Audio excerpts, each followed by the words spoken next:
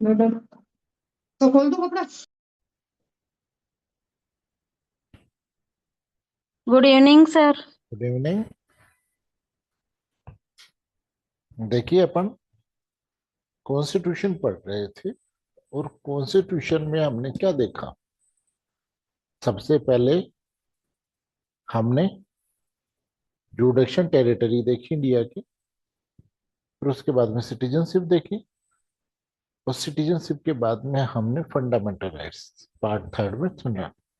Fundamental rights में हमने article 12 में, क्योंकि सारे के सारे किसके अगेंस्ट, स्टेट के अगेंस्ट, सारे फंडामेंटल राइट किसके अगेंस्ट है, तो इसलिए 12 में हमने स्टेट को डेफिनेशन देखी। जैसे मान लीजिए कि अगर मान लीजिए कोई पुलिस वाला है और किसी व्यक्ति को इलीगली अरेस्ट कर रखा है और उसे आपको छुड़वाना चाहते हो, तो क्या करोगे आप? हैं? कहाँ पे? कौन से? और मान लीजिए आप ही को मैं यहाँ बंद करके चला गया, तो फिर क्या करोगे?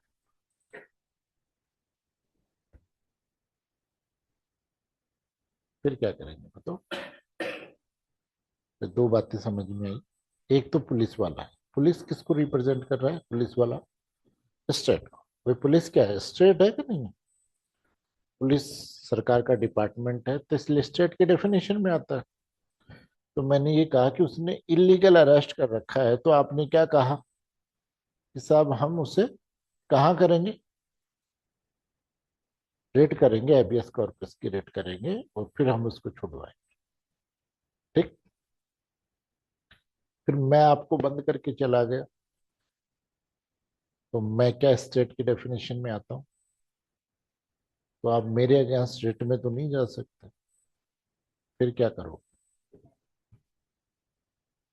अरे बेटा, किडनैपिंग तो बाद की बात है, पहले बाहर तो निकलो। कहाँ पे? सीआरपीसी में सेक्शन 97 में प्रोविजन दे रखा। मीनिंग नहीं उसको, एज ए हैबियस कॉर्पस, कि अगर प्राइवेट व्यक्ति किसी व्यक्ति को अरेस्ट करता है, तो सेक्शन 97 सीआरपीसी में हम उसके लिए क्या करते हैं?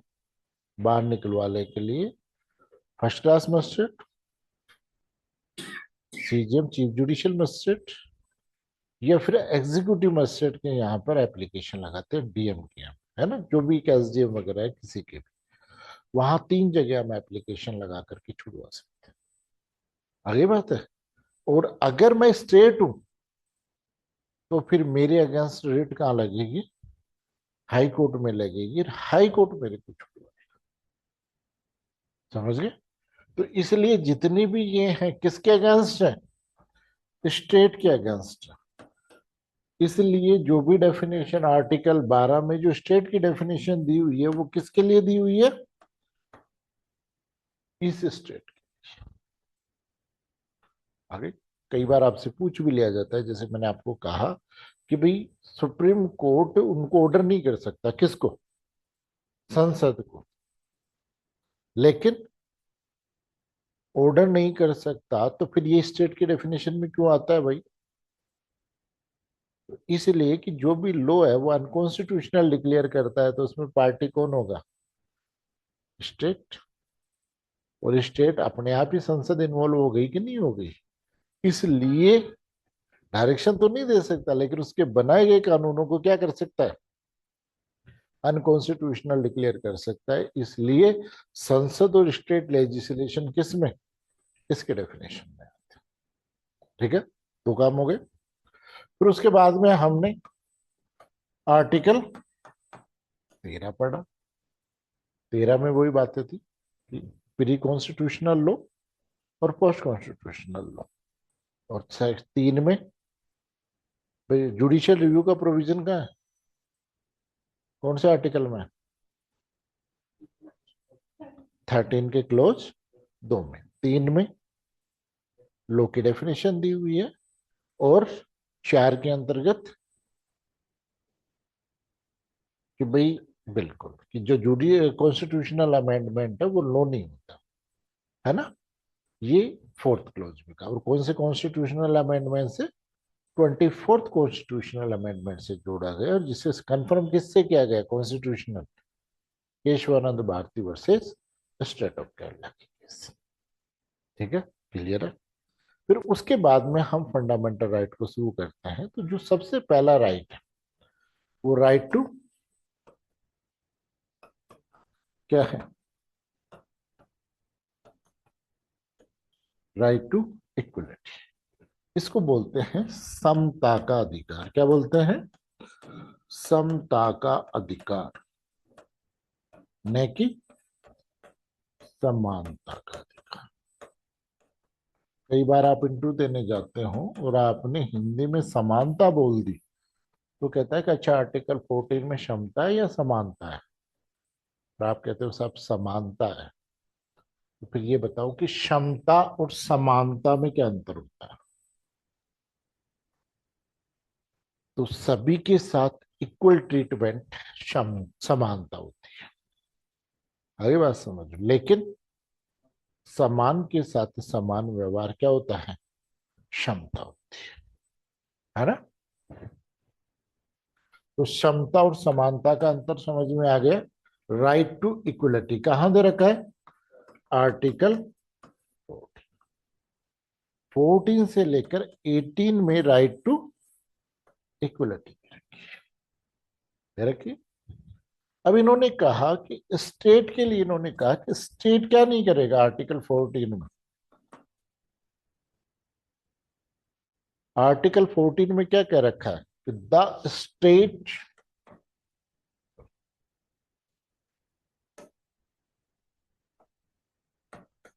The state shall not deign to any person shall not any person। अब इसने दो पैराग्राफ्स यूज किए। किस राज्य किसी भी व्यक्ति के साथ में क्या छीनेगा नहीं? क्या? इक्वलिटी बिफोर लॉ और इक्वल प्रोटेक्शन ऑफ, है ना? Equality before, sorry, equality before the law and equal protection of law. यानी विधि के समक्ष क्षमता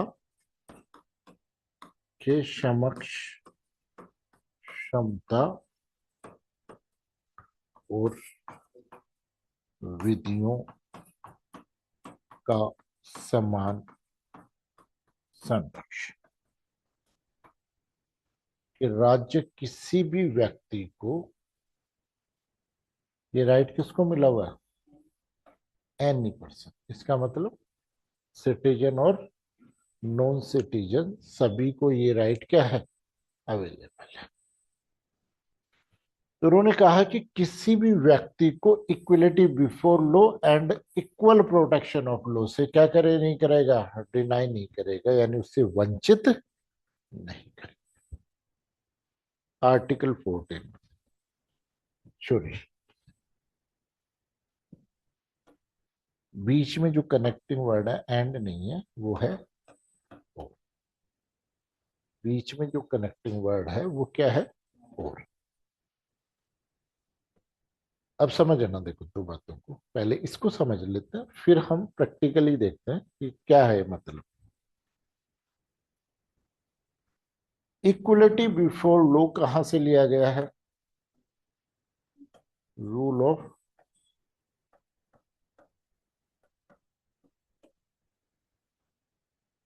diocese. Rule of, sorry, rule of law किसका था? Diocese rule of law, sorry, diocese rule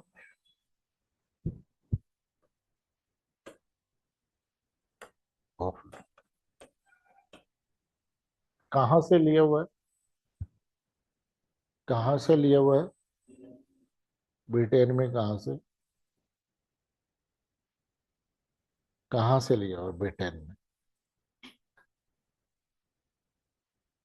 आप ये कहते हो कि डाइसी का रूल्स ऑफ लॉ हमने ब्रिटेन से लिया है, तो ब्रिटेन में कहां से लिया है?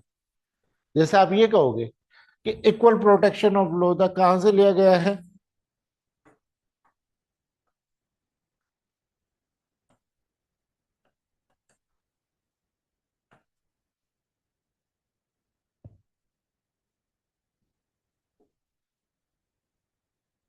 अमेरिकन कॉन्स्टिट्यूशन से लिया गया है। ये कहाँ लिया गया है? रूल ऑफ लॉ लिया गया है कहां से? English origins.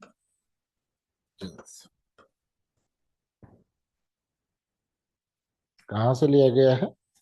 इंग्लिश ओरिजिन से लिया गया है, सॉरी ओरिजिन से लिया गया है।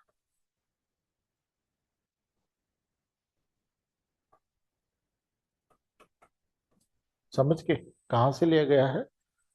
डाइसी का। अब वहां पर क्या है कि कॉन्स्टिट्यूशन रिटर्न में नहीं है, वहां पर रिटर्न में नहीं है, परंपराओं में। मैं जब एपीपी का इंटरव्यू देने गया था, तब मेरे से जो एग्जामिनर था, इंटरव्यू लेने आया था, वो कोई जोधपुर एनएलयू से आया हुआ था, नेशनल यूनिवर्सिटी से।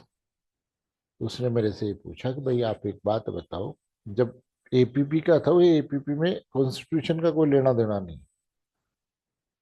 तो उसने मेरे से ये बोला कि भाई कॉन्स्टिट्यूशन एपीपी का सब्जेक्ट तो नहीं, लेकिन कॉन्स्टिट्यूशन एक सुप्रीम लॉ है, और मैं ये सोचता हूँ कि इसका नॉलेज सभी व्यक्तियों को होना जरूरी है।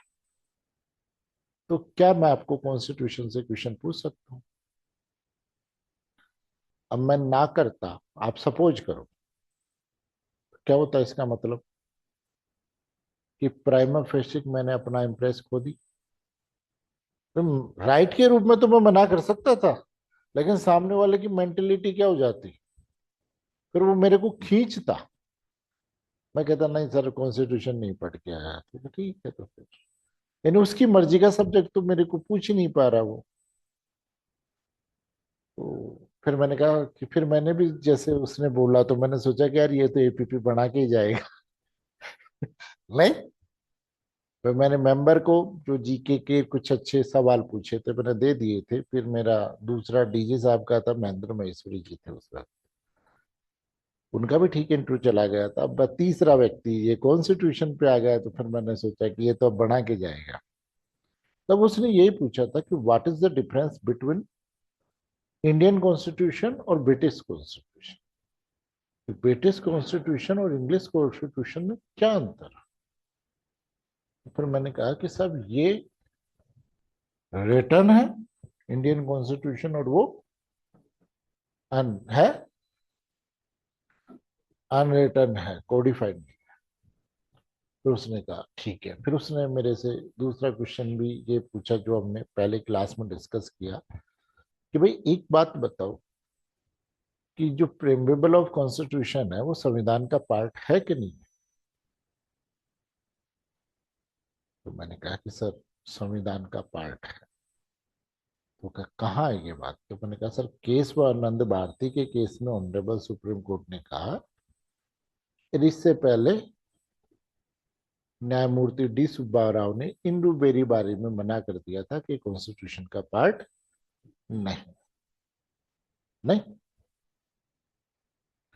वो ये मानते थे कि जो फाउंडर ऑफ कॉन्स्टिट्यूशन है, उनके केवल थॉट्स को जानने की, केवल एक विचारों को जानने की कुंजी है, की है ना? तो फिर उन्होंने अगला क्वेश्चन पूछा कि अच्छा, होने और नहीं होने से क्या फायदा होता है? तो मैंने कहा कि सर, अगर है तो ये कॉन्स्टिट्यूशन इंटरनल ऐड होगा, किसका? इंटरप्रिटेशन का। और नहीं है तो एक्सटर्नल ऐड होगा।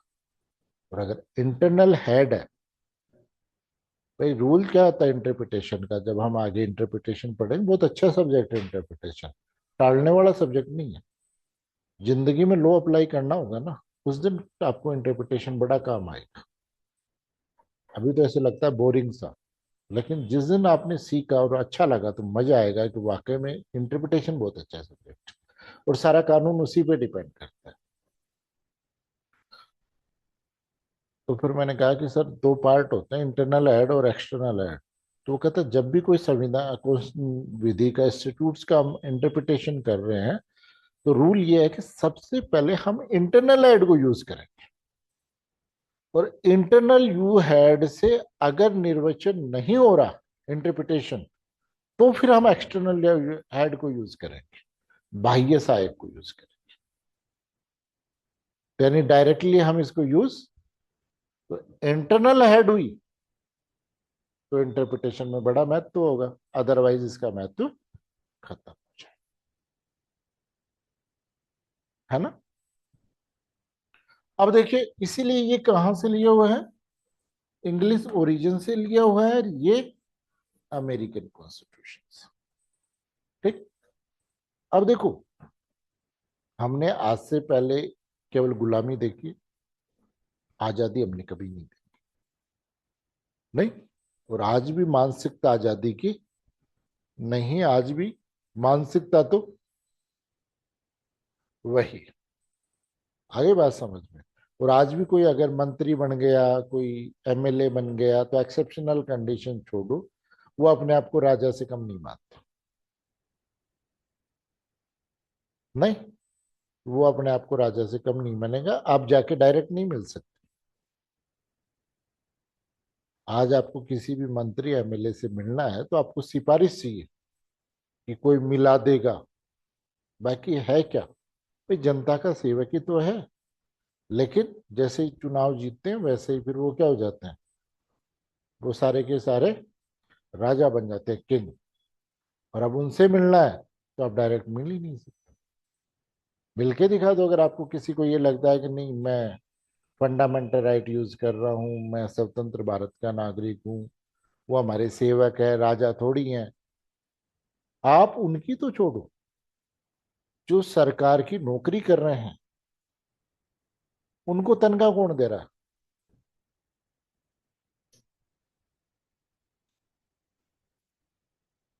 उनमें जैसे अधिकारी से मिलने के लिए सिफारिश, कलेक्टर साहब से मिलवा दो, एडीएम साहब से मिलवा दो, एसडीएम साहब से मिलवा दो। अरे भाई, तनख्वाह आप दे रहे हो उनको, और मिलने के लिए कोई दूसरा बताएगा क्या? और हर आदमी टैक्स देता है। अगर आप छोटी सी चीज भी खरीद रहे हो तो उसमें भी टैक्स दे रहे हो, जरूरी नहीं कि आप इनकम टैक्स ही। टैक्स किस में दे रहे हो? अगर आप शैम्पू की 1 रुपए का पाउच खरीद के ला रहे हो तो उसमें भी आप सरकार को टैक्स दे रहे हो, और उसी टैक्स के पैसे से उन कर्मचारियों को तनख्वाह मिल रही है।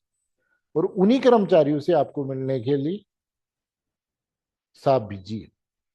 चाहे साहब अंदर बेटा मोबाइल देख रहा है, साहब इतना ढाला है, लेकिन बाहर बैठा होकर नहीं, मीटिंग चल रही है, साहब व्यस्त, और साहब बैठे बैठे मोबाइल देख रहे हैं, नहीं हटाए। आगे बात समझ। तो डेमोक्रेसी का होना और डेमोक्रेसी को फॉलो करना, दोनों में बड़ा अंतर होता है। लेकिन फिर भी जो अभी है, हम हमारी व्यवस्था के हिसाब से चल रहे हैं, हमने इतना ही सीखा है, हम फॉलो कर रहे हैं, हमारे ब्लड में भी है, नहीं। तो कहाँ थे हम? इंग्लिश ओरिजिन से। तो अब हम इंग्लिश को ओरिजिन से, भाई हमारा सबसे पहला इंट्रो कहाँ से हुआ, कि भारत के लोग अमेरिका तो नहीं गए। भारत के लोग कहाँ गए?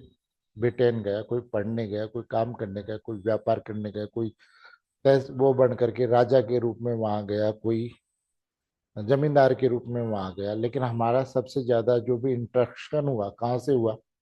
इंग्लैंड से हुआ। अब हम इंग्लैंड में गए तो हमने देखा कि वहां इक्वलिटी है, हर व्यक्ति इक्वल है, राजा भी बराबर है, मंत्री भी बराबर है, छोटा व्यक्ति भी वही है, सब इक्वल है, कोई ऊपर नीचे नहीं।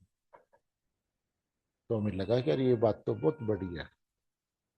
तो जब हम कॉन्स्टिट्यूशन में बनाने लगे तो हमने सोच ये थी कि हम क्या करें।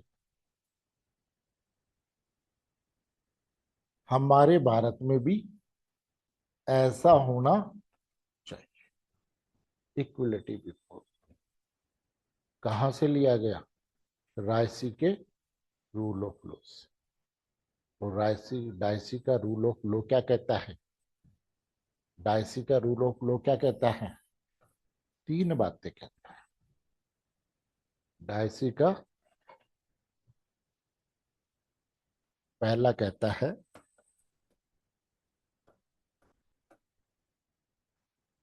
कि एब्सेंस ऑफ आर्बिट्रेरीनेस।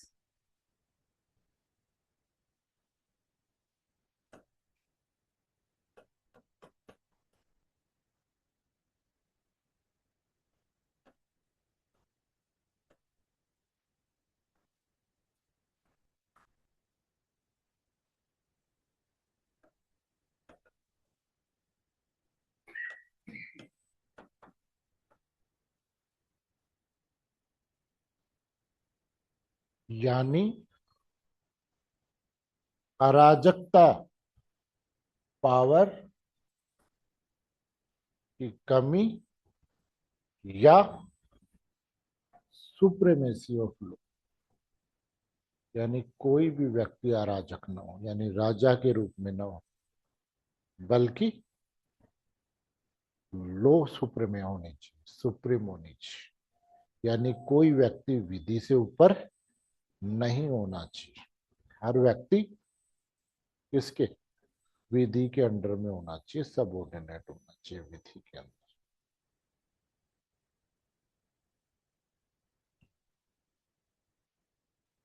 दूसरा कि लॉ ऐसी होनी चाहिए कि हर व्यक्ति equality before before the law, कि हर व्यक्ति विधि के समक्ष क्या है? समान। चाहे वो राजा हो, मंत्री हो, चाहे कॉमन मैन हो, सभी व्यक्ति समान विधि लागू।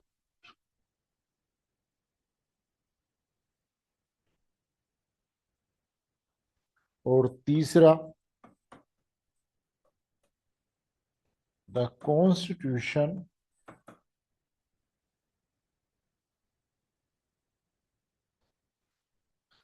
Is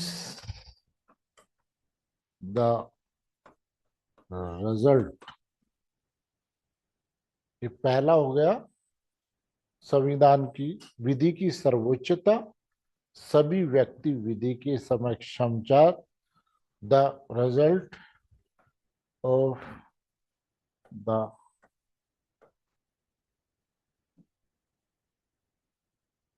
constitution is the result of the ordinary law of the land। कि सामान्य विधि से क्या हुआ है? परिणाम स्वरूप संविधान बना। वहां हमारे यहां पर संविधान कैसे बना? लिख करके संविधान सभा ने बनाया। और हम ब्रिटेन में ऐसे नहीं है। जो जो परंपराएं बनती गई, उन परंपराओं से विधि बनती गई और उसके अकॉर्डिंग संविधान बनता गया। तो डायसी के रूल ऑफ लॉ के तीन प्रिंसिपल हैं, पहला, दूसरा और तीसरा। और ये तीसरा हमारे ऊपर लागू नहीं होता, केवल हमने दो रूल्स को क्या किया है? अडॉप्ट किया है। आगे बात। अब एक बात बताओ,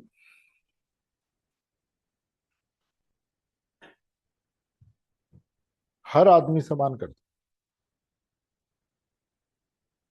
तो क्या आप उनमें अंतर कर सकते हो क्या? क्लासिफिकेशन कर सकते हो क्या?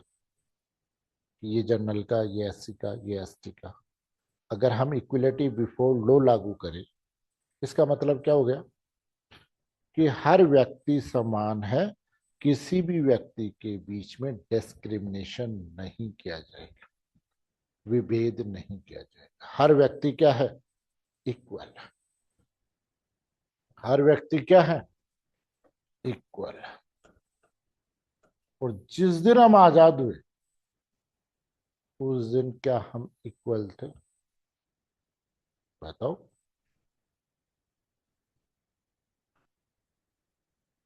थे क्या इक्वल?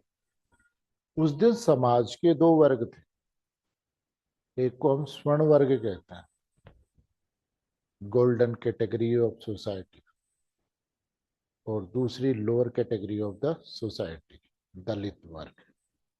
दो वर्ग थे, और समाज में ज्यादा होल्ड किसका था? स्वर्ण वर्ग का या दलित वर्ग का? होल्ड, कब्जा स्वर्ण वर्ग का था। भाई दो बातें थी।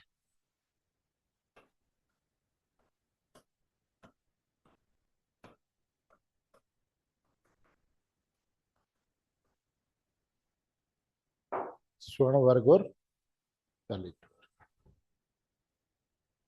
दो वर्ग थे। अगर हम उस दिन इक्विलिटी लागू कर देते, ये सिद्धांत लागू कर देते और ये कहते कि सभी व्यक्ति बराबर है, तो चाहे वो पॉलिटिकल क्षेत्र में देख लो, एजुकेशन के क्षेत्र में देख लो, ठीक है, सोशल स्टेटस के क्षेत्र पर देखो, ये जो वर्ग है ऊपर जाता रहता और ये वर्ग नीचे आता रहता। और इक्वल कहाँ है? इक्वल कहाँ है? कहाँ है? बीच में, और इनमें दूरियां बढ़ रही। और ऐसी स्थिति में क्या भारत में डेमोक्रेसी एस्टेब्लिश हो जाती? क्या हो जाती क्या?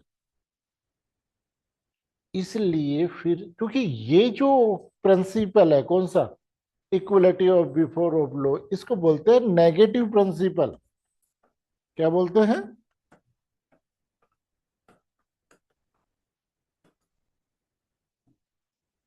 Negative principle. क्यों? कि यह क्लासिफिकेशन की परमिशन नहीं देता, इक्वलिटी बिफोर लॉ ये नहीं कहता।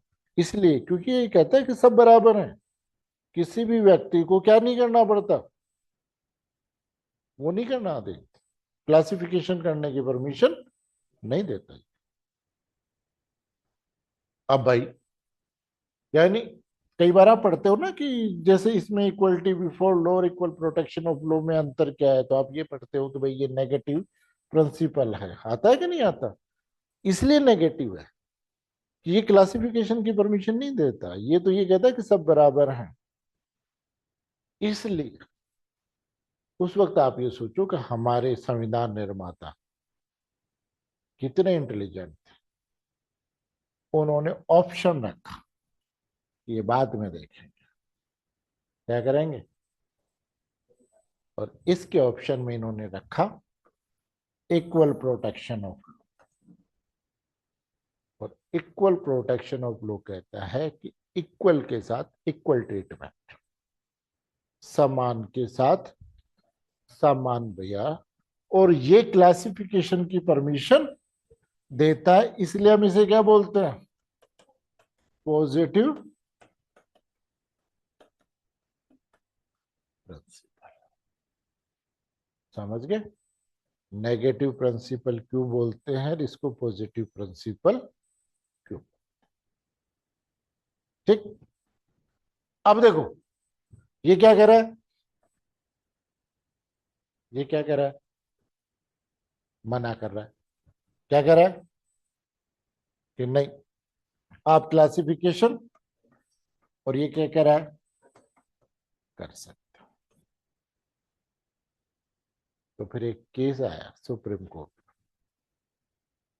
कौन सा? State of West Bengal versus Anwar Ali Sarkar. कौन सा केस है? State of West Bengal versus Anwar Ali Sarkar. 1955 के आसपास का है, एक बार देख लेना आप। और इसको 52 का है 1952। 52 सॉरी, है ना, 1952 का केस है। और ये डिसीजन जो दिया था वो पतंजलि शास्त्री ने दिया था, कई बार पूछ भी लेते। ये डिसीजन किसका था? न्यायमूर्ति पतंजलि शास्त्री ने दिया था।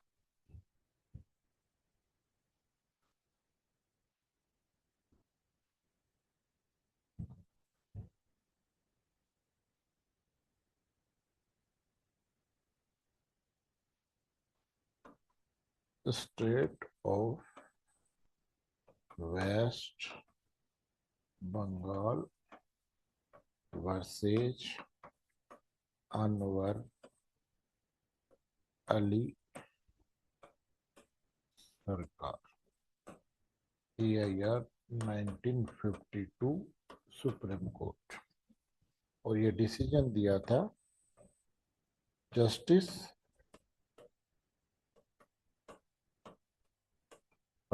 पतंजलि शास्त्री, जो उस वक्त चीफ जस्टिस थे, सुप्रीम कोर्ट के चीफ जस्टिस। सुप्रीम कोर्ट में हमने ये बात उठाई, वो कि साहब एक बात बताओ, एक बार तो ये कह रहे हो इक्वलिटी बिफोर लॉ, दूसरा सिद्धांत ये कह रहे हो इक्वल प्रोटेक्शन ऑफ लॉ। एक कहता है कि क्लासिफिकेशन नहीं करोगे, एक कहता है क्लासिफिकेशन करोगे। तो आप संविधान में ये क्या बना रहे हो? तो दो विरोधाभासी बातें कह रहे हो कि नहीं कह रहे? आ गई बात समझ कि भाई दो विरोधाभासी बातें हो गई कि नहीं हो गई?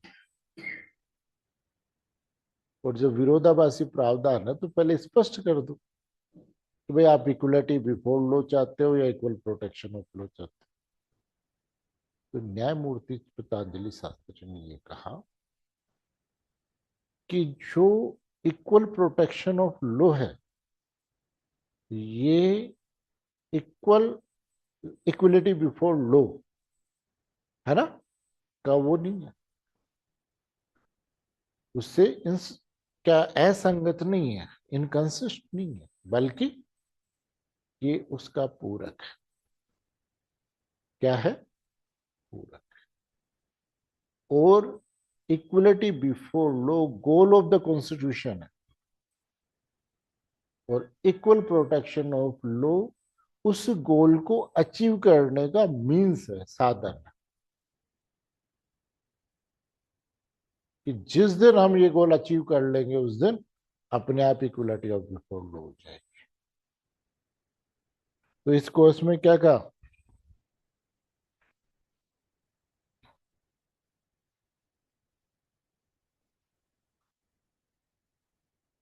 कि द सेकंड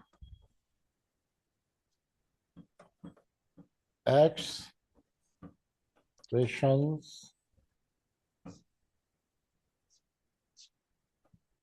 is the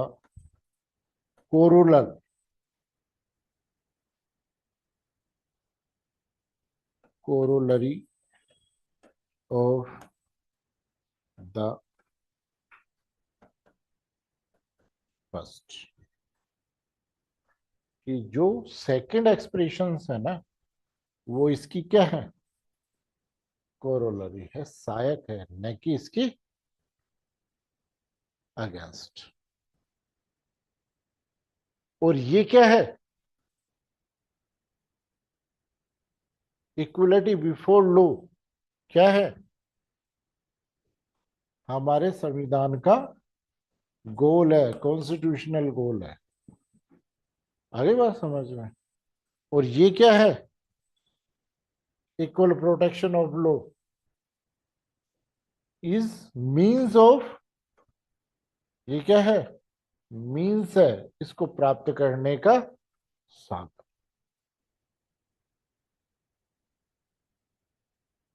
समझ में आई? देखो, इसी के आगे फिर हम क्लासिफिकेशन करेंगे कानूनों का। अब एक बात बताओ, इक्वलिटी ऑफ बिफोर लॉ क्या कह रही है? बिफोर द लॉ कि हर व्यक्ति समान है, उनके बीच विभेद नहीं किया जाएगा। और क्लासिफिकेशन की परमिशन नहीं देता। और अगर उस वक्त हम क्लासिफिकेशन नहीं करते, मान लो SC ST को हम आरक्षण नहीं देते, तो ये रेखा कैसी होती? ऐसी होती।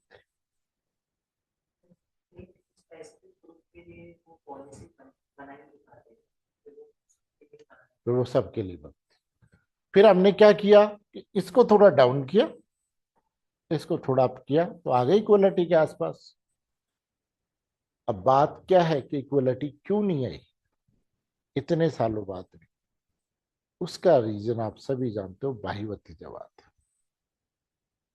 जिन्होंने बेनिफिट उठा लिया आज भी बेनिफिट का मजा वही लेते हैं। जो रियल है उनको वास्तविक रूप से मिल ही नहीं पा रहा। जो वास्तव में, एक बात बताओ, एक IAS का बेटा है, उसको रिजर्वेशन की जरूरत है? आप एक कैटेगरी में हो, आप IAS बन गए, तो आप सोशल और इकोनॉमिकल, सॉरी, सामाजिक और एजुकेशनल रूप से आप वो हो गए कि नहीं हो गए, ये बताओ। अब आपको क्या आरक्षण की जरूरत है? अब भाई वो दूसरा जो आदमी इंतजार कर रहा है उसको तो दो। अब जैसे आप RJS का एग्जाम देखो, RJS में जो भी कैटेगरी के रिजल्ट आते हैं उनमें ज्यादातर बच्चों का JNU LLU इनसे पढ़ करके आ रहे हैं। एक वो व्यक्ति जो कोई IAS का बच्चा है, वो सोशल और इकोनॉमिकल रूप से कहाँ से कमजोर हो गया भाई? अब लॉ का इम्प्लीमेंट है वो गलत है, वो हमारी पॉलिटिक्स, वो पार्ट ऑफ पॉलिटिक्स। लेकिन जो हमारे संविधान निर्माताओं की सोच थी वो बहुत गोल्डन सोच थी।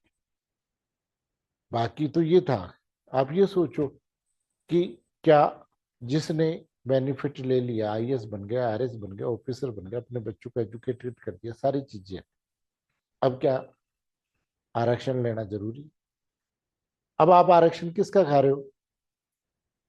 जनरल का तो खा नहीं रहे, अपनी कैटेगरी को नुकसान पहुंचा रहे हो कि नहीं?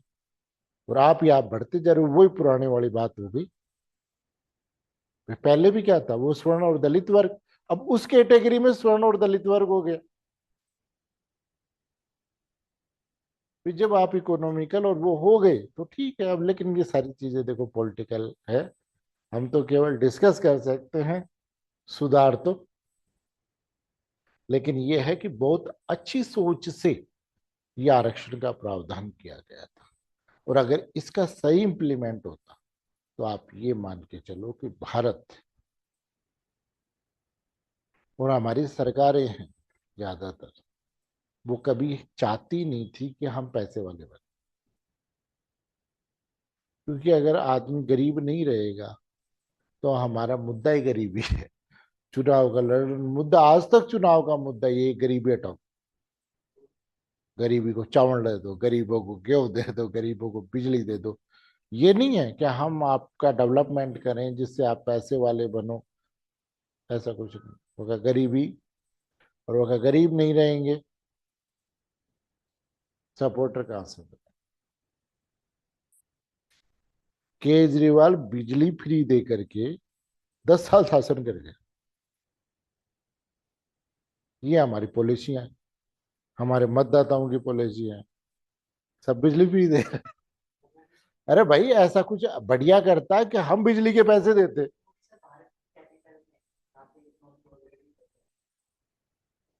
कि हमें ऐसा बनाओ ना कि हम बिजली का पे करें, हमारी जेब से करें। तो लेकिन ये अच्छी सोच के साथ में ये प्रोविजन किया गया, कौन सा? Equality before law. लेकिन वो बात की राजनीति कुछ भी मानो, कि इसका ढंग से इम्प्लीमेंट नहीं। अगर इसका ढंग से इम्प्लीमेंट हुआ होता,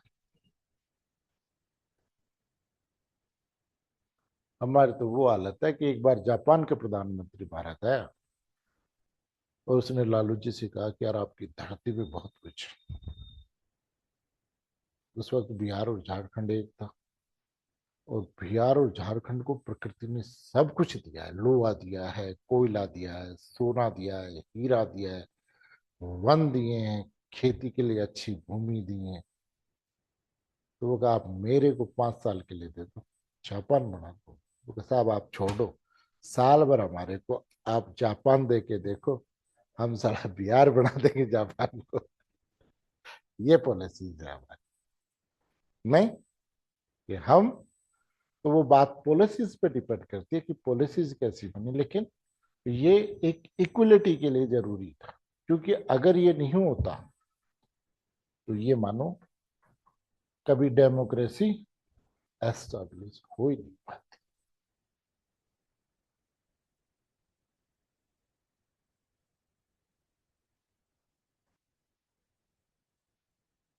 तो सीधी सी बात है, दोनों प्रिंसिपल समझ में आ गए। आगे हम इनको यूज कैसे करेंगे, अप्लाई कैसे करेंगे, ये आर्टिकल 14 को हम अप्लाई कैसे करेंगे, वो बात की बात है।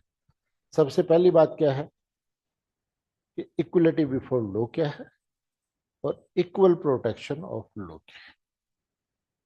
अब इन्होंने कहा कि साहब आप परमिशन दे दी हमने, किस चीज की, क्लासिफिकेशन की। किसकी परमिशन दे दी, क्लासिफिकेशन की, कि भाई आप ये देखो कि अगर 14 में क्लासिफिकेशन की परमिशन नहीं देते तो न तो 15 बनता, न 16 बनता, न 17 बनता, और न ही 18 बनता। उस परमिशन के कारण ही हमें आर्टिकल 15, 14 और वो बनाने पड़े। अब सबसे पहली चीज बात करते हैं क्लासिफिकेशन। तो इन्होंने कहा कि आप क्लासिफिकेशन करो, पर ऐसा क्लासिफिकेशन मत करो कि केवल एक कैटेगरी को, समुदाय को, ग्रुप को ही बेनिफिट। क्लासिफिकेशन ऐसा करो कि एक बड़े समुदाय को क्या करें, बेनिफिट। तो सब कैसे, तो उन्होंने कहा कि आप जब भी क्लासिफिकेशन करो वो रीजनेबल क्लासिफिकेशन होना चाहिए। आपका क्लासिफिकेशन कैसा होना चाहिए, रीजनेबल क्लासिफिकेशन। उसका रीजनेबल कब होगा, रीजनेबल कब होगा, ये प्रिंसिपल है, महत्वपूर्ण प्रिंसिपल है कि रीजनेबल कब होगा। वो कहते हैं जिस ऑब्जेक्ट उद्देश्य के लिए आप कानून बना रहे हो उसका ऑब्जेक्ट है ना, और जिन व्यक्तियों में आपने क्लासिफिकेशन किया है उनके बीच में रिलेशन होना जरूरी।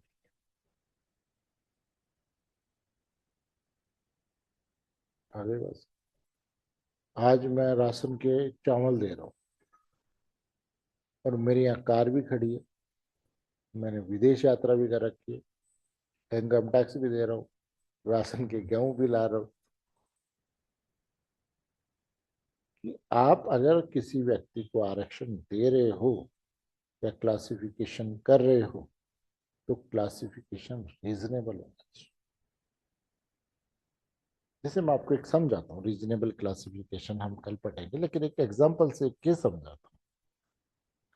एक नरगिस मिर्जा का केस।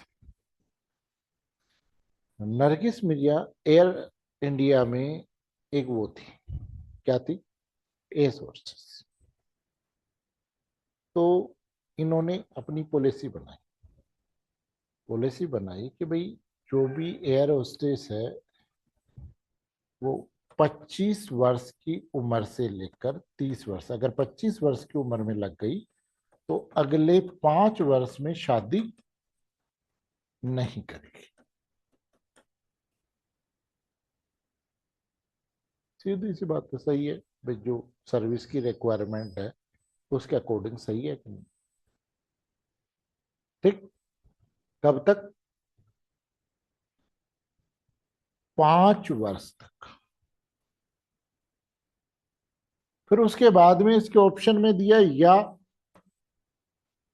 और अगर 5 वर्ष के बाद में शादी कर लेती है तो शादी की आपको परमिशन, लेकिन आप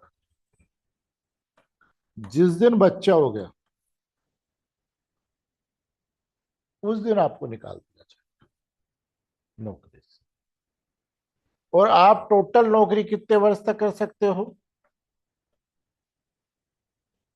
35 वर्ष। और 35 वर्ष के बाद आप नौकरी कर सकते हो, लेकिन जो मैन अथॉरिटी है इसकी, किसकी, वो आपकी नौकरी को एक बार में 1 वर्ष के लिए बढ़ा सकता है। कितने वर्ष के लिए बढ़ा सकता है? 1 वर्ष के लिए बढ़ा सकता है। लेकिन और ये टोटल कितने वर्ष? सर्विस को 45 वर्ष तक बढ़ा सकता है।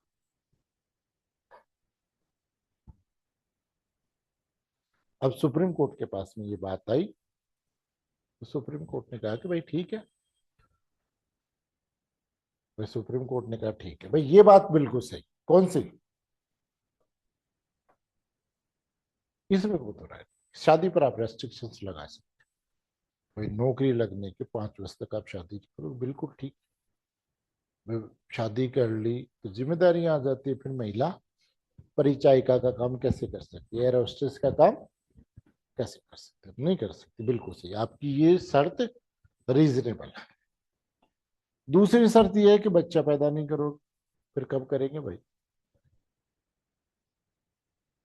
35 वर्ष बाद बच्चा पैदा करेंगे। तो क्या ये शर्त सही है?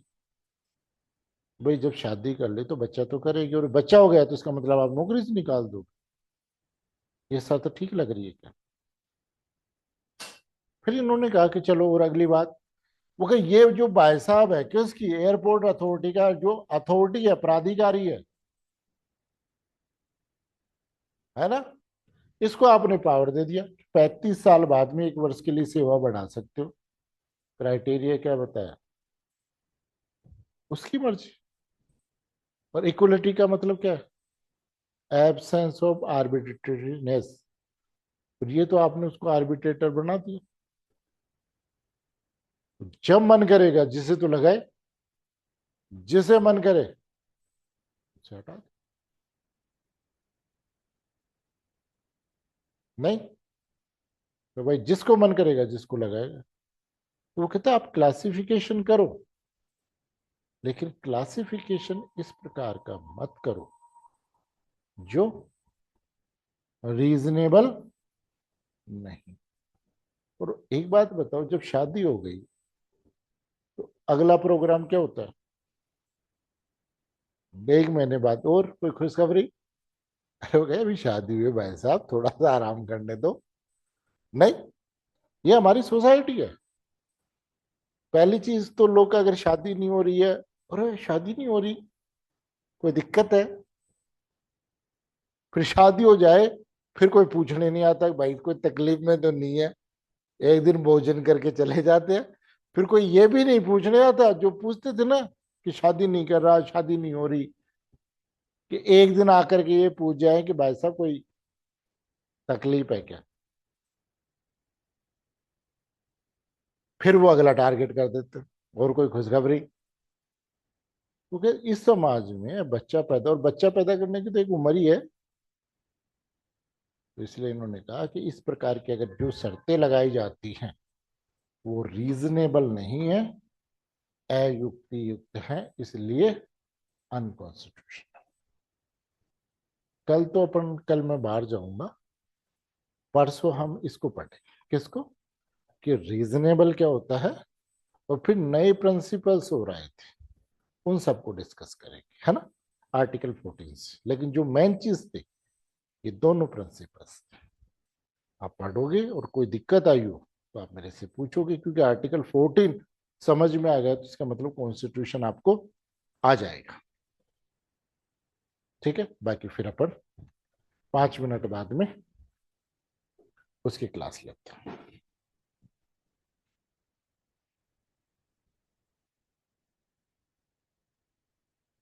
मैं दोबारा लिंक भेज रहा हूँ आपको।